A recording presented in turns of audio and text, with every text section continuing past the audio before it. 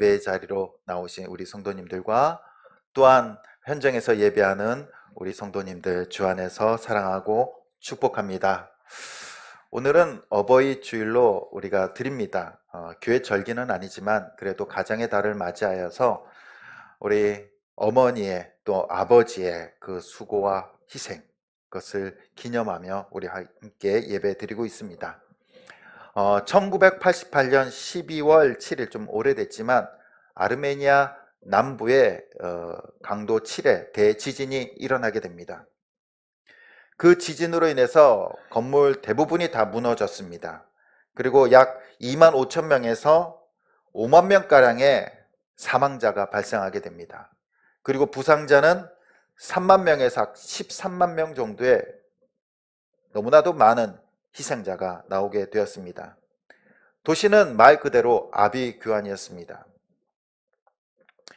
한 9층 아파트가 무너지게 되었는데 이제 그것을 복귀하면서 콘크리트 더미를 이제 빼내고 또한 그 안에 있는 수많은 이제 시신들을 이제 끄집어내게 되었습니다. 그런데 그 무너진 콘크리트 더미 속에서 4살짜리 아이를 안고 있는 어머니가 구조되게 됩니다. 약 14일 만에 구조가 이루어집니다. 이 콘크리트 더미에 무너질 때 이 아이와 엄마와 고모 3명이 함께 그 안에 갇혔는데 고모는 며칠이 되지 않아서, 갇힌 지 며칠이 되지 않아서 죽었습니다.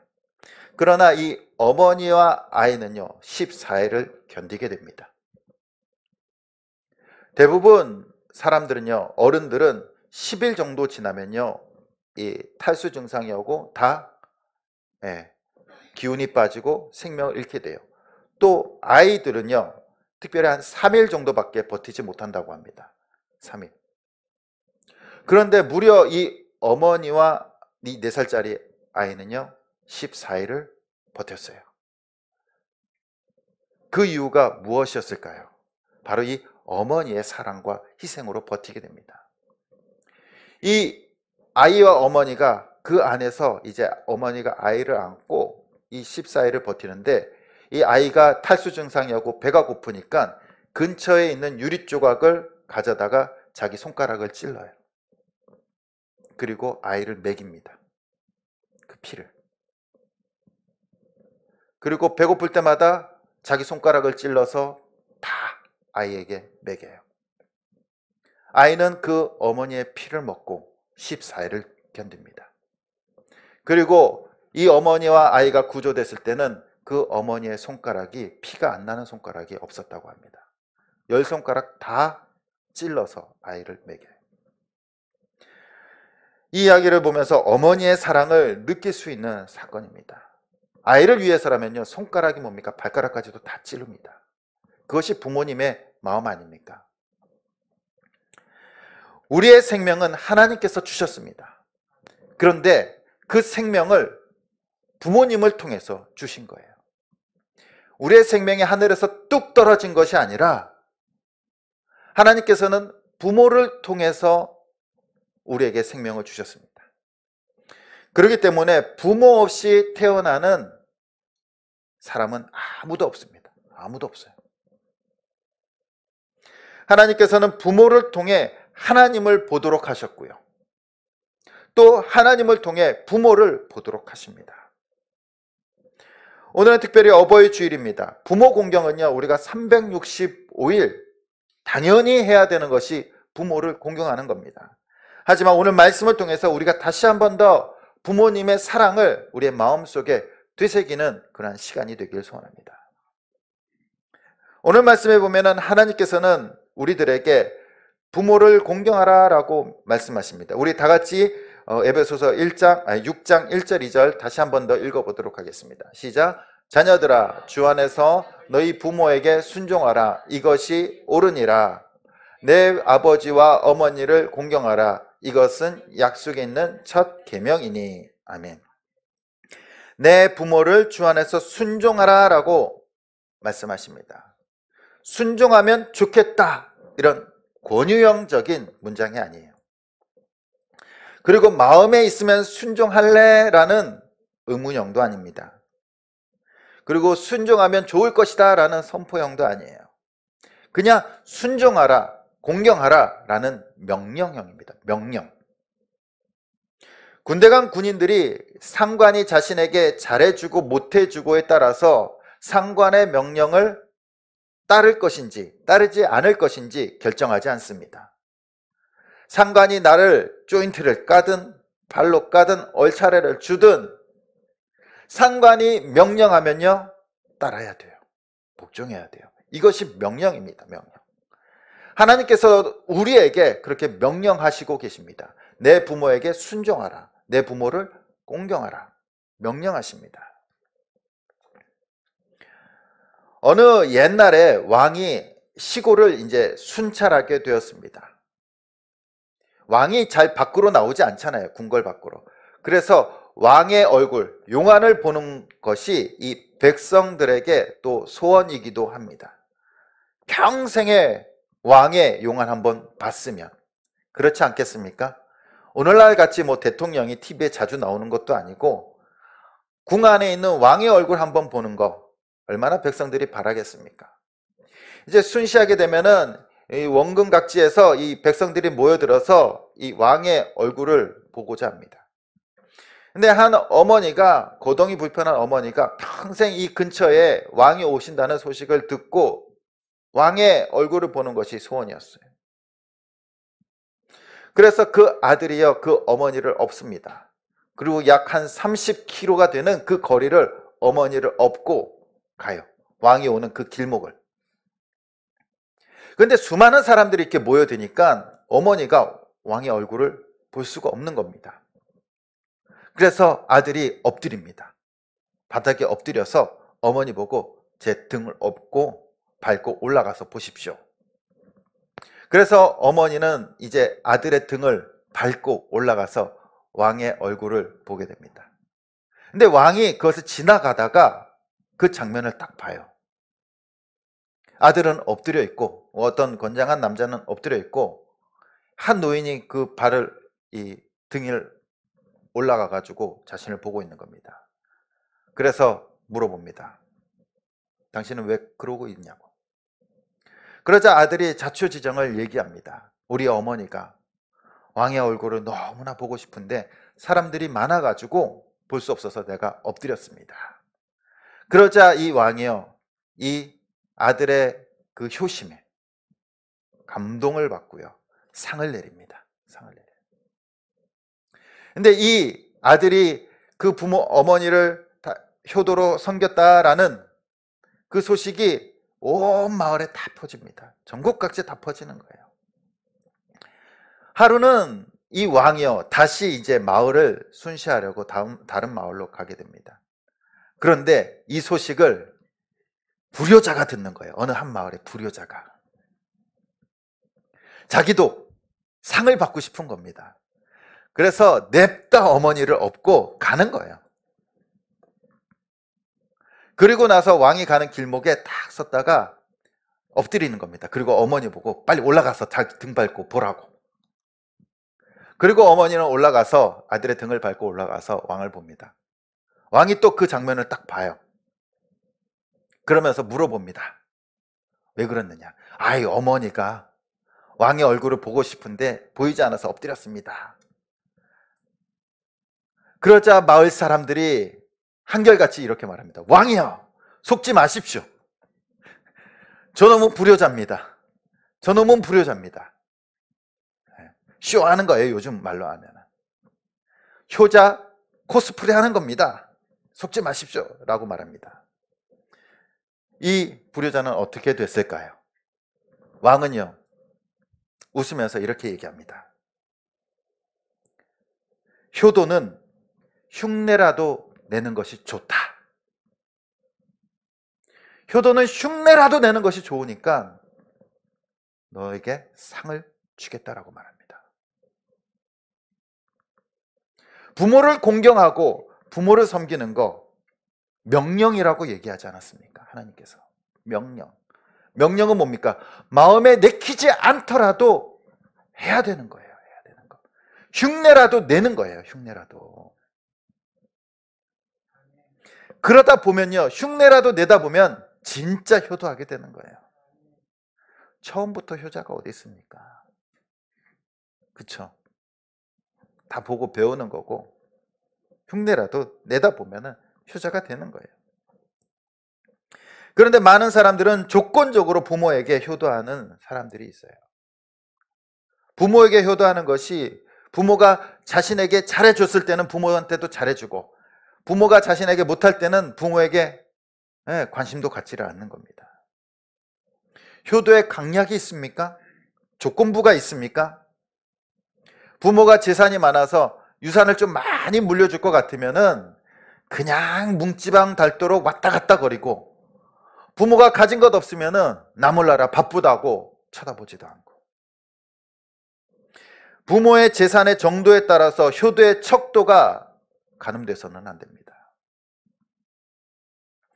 부모가 나에게 잘못을 해도 어떤 불이익이 있다고 하더라도 부모에게 효도하는 것은요, 자녀가 마땅히 해야 될 것입니다. 자녀가 부모를 수치스럽게 만들 때도 있어요. 자녀가 부끄러운 일을 해서. 그런데 부모도 자녀에게 부끄러운 일을 할 때도 있습니다. 있어요. 그럴 때에도 공경해야 할까요? 부모가 자녀의 얼굴에 먹칠할 때도, 수치심을 줄 때도 자녀는 부모를 공경해야 할까요? 그러나 오늘 말씀에는요, 그렇게 하라고 말하고 있어요. 그렇게 하라고. 부모를 공경하고 부모에게 순종하는 것은 조건이 없어요. 조건이. 명령입니다. 무조건이에요. 무조건. 제대로 된 아버지만 공경하고 제대로 된 어머니만 공경하라고 말씀하지 않으십니다. 아버지가 나에게 잘해줄 때 공경하고 어머니가 나에게 사랑을 줄 때만 공경하는 것이 아닙니다. 아무 조건이 없는 것이 부모 공경입니다. 만약 완벽한 부모만 공경하고 완벽한 부모만 효도하라고 한다면 우리 성도님들은요, 공경받을 자격, 효도받을 자격이 있으십니까? 그걸 따진다면요, 이 세상 어떠한 부모도 어떠한 사람도 공경받을 자격이 없어요. 자녀로부터 효도받을 자격 아무도 없습니다. 완벽한 부모만 공경한다면. 그러나 그렇지 않아요. 하나님께서는요, 완벽하든 완벽하지 않든 부모라는 이름을 가진 자는 다 공경하고 순종하라라고 말씀하십니다. 자녀를 낳기만 하면 아버지고요, 자녀를 기르기만 하면 어머니예요. 그러면요, 무조건 그 어머니와 아버지를 공경하라는 것이 성경의 가르침입니다. 부모 공경은 조건부가 아니에요. 그래서 오늘 말씀에 보면 계명이다라고 말씀하십니다. 우리 다시 한 번 더 에베소서 6장 1절에서 2절 같이 한번 읽어보도록 하겠습니다. 시작. 자녀들아 너희 이것이 옳으니라. 내 아버지 어머니를 공경하라. 이것이 약속이 있는 첫 계명이니. 아멘. 첫 계명이라는 말이 무슨 뜻일까요? 첫 계명. 모세가 시내산에서 하나님으로부터 10계명을 받게 됩니다. 그 10계명의 내용은 1계명부터 4계명까지는요, 하나님과 인간관계의 계명이에요. 우상 숭배하지 말고, 우상을 만들지도 말고, 하나님의 이름을 거룩히 여기고, 그리고 안식일을 거룩히 지키라 라는 것이 1계명부터 4계명까지입니다. 그리고 5계명부터 10계명까지가 인간과 인간 사이의 계명이에요. 계명. 그 중에 첫 번째, 인간과 인간 사이의 계명 첫 번째가 뭡니까? 내 부모를 공경하라입니다. 공경하라. 첫 계명이라는 것은 첫 번째 쓰여졌다는 것도 있지만 제일 중요하다는 얘기예요. 중요하다는. 인간과 인간 사이에서 가장 중요한 계명이 뭐라는 겁니까? 뭐 다른 계명도 다 중요하지만 부모를 공경하라는 계명이에요. 근데 이 5계명부터 10계명까지 보면요, 6번째 계명이 뭡니까? 살인하지 말라, 그 다음에 간음하지 말라, 도둑질하지 말라, 내 이웃의 거짓 증거하지 말라, 내 이웃의 물건을 탐하지 말라, 이죠. 다 뭡니까? 하지 말라로 끝나요. 다 하지 말래요. 인간의 욕심과 죄악을 하지 말라라는 계명으로 하나님께서 말씀하시는 거예요. 잘못된 것들. 그런데 5계명만은 뭐라고 말씀하십니까? 공경하라라고 명령하세요. 사람이 인간에게 주신 가장 행동적이고 가장 적극적이고 하나님께서 원하시는 선이 뭡니까? 내 부모를 공경하라예요. 다른 것은 다 하지 말라는데 뭐만 하라는 거예요? 뭐만 하라는 겁니까? 부모를 공경하라. 그것만 하는 거예요. 그것만 하는 거예요. 그러면 1계명부터 4계명까지 중에서 우리와 하나님과의 관계에서 뭐만 하라라고 말씀하실까요? 다 하지 말랍니다. 우상 숭배하지 말라, 내 이름을 망령되이 일컫지 말라, 우상을 만들지 말라. 그 다음에 안식일을 거룩히 지키라. 그래서 우리가 신앙생활에서 딱 2가지만 적극적으로 하면 돼요. 뭡니까? 안식일을 거룩히 지키고, 그리고 부모를 공경하면 되는 거예요. 너무나 간단하지 않습니까? 예배 드리고 부모를 공경하고 부모에게 효도하는 거, 이것이 바로 신앙생활의 가장 중요한 우리가 해야 될 일이에요. 해야 될 일. 다른 것들은 하지 말고. 약속 있는 첫 계명, 아주 중요한 계명이라는 뜻입니다. 이 계명은요, 하나님께서 우리에게 주신 거예요. 아주 중요한 계명이라 우리에게. 그렇기 때문에 어떤 계명입니까? 하나님께서 주신 계명이에요. 하나님의 계명이에요. 인간과의 약속이 아니라 하나님과 우리와 맺어진 계명이라는 겁니다. 부모를 공경하는 것이. 그렇기 때문에 이 말씀에 순종하는 것은 누구의 말씀에 순종하는 겁니까? 하나님의 말씀에 순종하는 거예요. 하나님의 말씀에 순종하는 거예요. 부모에게 공경하는 것은 하나님께서 주신 말씀에 순종하는 겁니다. 그렇기 때문에 하나님의 백성이라면, 하나님의 자녀라면 반드시 지켜야 되는 것이 부모를 공경하는 겁니다. 그리고 이 계명을 순종하는 자에게, 지키는 자에게 하나님께서 가만히 내버려 두지 않으세요. 복을 주십니다. 복을. 우리 3절 말씀 같이 한번 읽어보도록 하겠습니다. 시작. 이로써 내가 잘되고 땅에서 장수하리라. 아멘. 그리고 신명기 5장 16절에도 이렇게 말씀하십니다. 우리 같이 한번 읽어보도록 하겠습니다. 시작. 너는 내 하나님 여호와께서 명령한 대로 내 부모를 공경하라. 그리하면 내 하나님 여호와가 내게 준 땅에서 내 생명이 길고 복을 누리리라. 아멘. 우리가 적극적으로 하나님께서 주신 그 계명을 적극적으로 행할 때 하나님께서는 우리에게 복을 주십니다. 그 복이 어떤 복입니까? 잘되고 장수하는 것. 복을 주신다라고 말씀하십니다. 여기서 잘된다라는 단어는요, 야타브라는 단어인데 이 그침이 없다, 막힘이 없다라는 단어예요. 부모를 공경하는 자는 그침이 없고 막힘이 없는 거예요. 즉 형통하게 된다라고 말씀하시는 겁니다. 형통하게. 또한 이 장수라는 단어는요, 이 계속해서 길어진다는 거예요. 길게. 한마디로 막힘이 없고 거침이 없고 형통하며 그 삶이 길고 끝까지 간다는 거예요.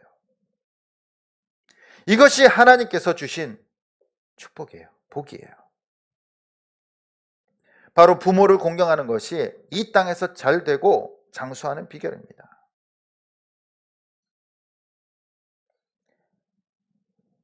누가 복을 받는 겁니까? 누가? 부모를 공경하면요, 누가 복을 받습니까? 부모가? 부모가? 물론 자녀에게 효도받고 공경받는 부모는 그것만으로도 복받은 거예요. 그렇죠? 그러나 하나님께서 주시는 복은요, 공경하는 자에게, 부모님의 말씀에 순종하는 자에게 복을 주신다라고 말씀하세요. 복을 주신다고.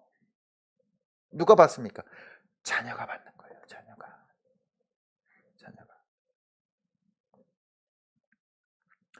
한 소년이 있었습니다.